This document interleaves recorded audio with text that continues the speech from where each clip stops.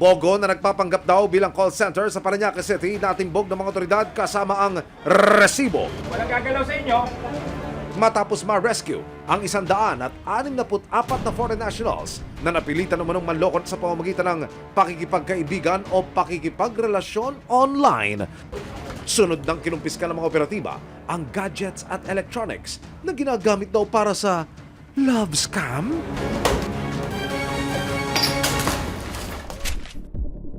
Effective today, all POGOs are banned. I hereby instruct PAGCOR to wind down and cease the operations of POGOs by the end of the year. Nung nakaraang sona ng Pangulong Marcos, siya ho ay nagbitiw ng kautusan. Total ban sa Pogo. Ito ho ba'y kabilang na sa mga hakbangin bilang pagtalima sa kanyang utos? Yes, tuloy-tuloy ang natin, ang investigation natin, ang intelligence gathering natin para mapatupad natin itong instruction ng ating presidente. Pakay ng utos na ito na masugpo ang mga Pogo Hub na naging sentro ng pang-abuso at panlilinlang. Walang lalayo. Sa pagsalakay ng mga otoridad sa malalaking Pogo Hub nitong taon, mga kwento ng torture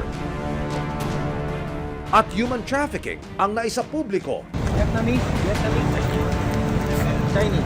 Kwento ng isang Malaysian national na na-rescue mula sa Zunyuan Technology na Pogo Hub sa Bamban, Tarlac. Parusa ang kapalit sa tuwing hindi nila naaabot ang kota na itinalaga sa kanila.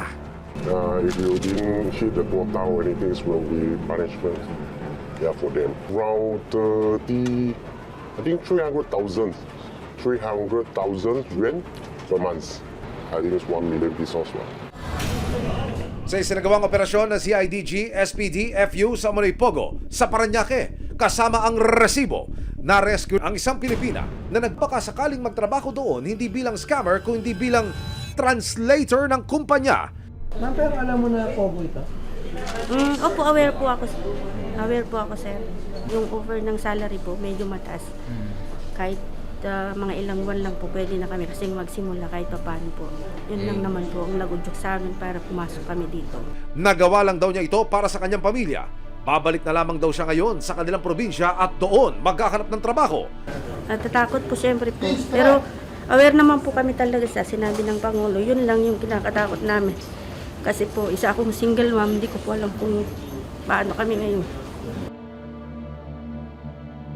Ayon sa CIDG, hindi man nila nahuli ang pinaka-mastermind sa likod ng Pogo sa Parañaque. Sinisiguro nilang patuloy pa rin ang kanilang paghahanap at investigasyon tungkol dito. May naaresto tayo na isang administrator doon sa floor ng building. Yung mga subject talaga natin ay wala doon. Itong isang nahuli natin, nakasuhan na rin natin siya. Yung ibang mga wala doon na mga boss dito. Tuloy-tuloy pa rin ang investigation. Ano pong kasong kakaharapin ito?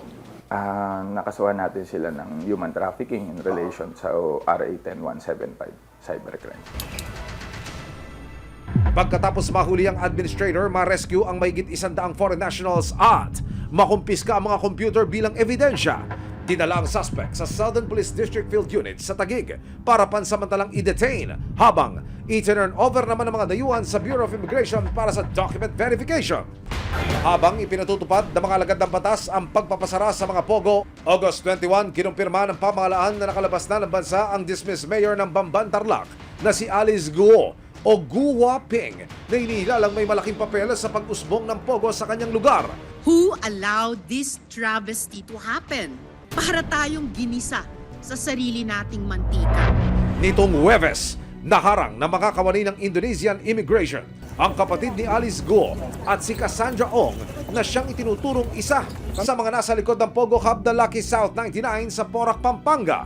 Makalipas lang ang ilang oras, naibalik din ng Pilipinas ang dalawa. Pero hanggang ngayon, hindi pa rin matukoy ng mga opisyal kung paano nakalabas ng bansa ang dating alkalde. Para sa mga inatasang aksyonan ng mga nag-ooperate pang Pogo tulad ng CIDG, SPD, FU, hindi raw sila titigil hanggat wala nang nabibiktima ang mga Pogo. Pero nung babala na gusto kayong iparating dito ko sa mga nasa likod ng operasyon na ito, please. Talagang tuloy-tuloy ang pag-gather natin ng information at ng surveillance sa mga operator nitong illegal POGO. Sa ating publiko, maaari silang magbigay na information kahit sa mga malalapit nilang police station or pwede rin na dumiretso sila sa tanggapan ng CID.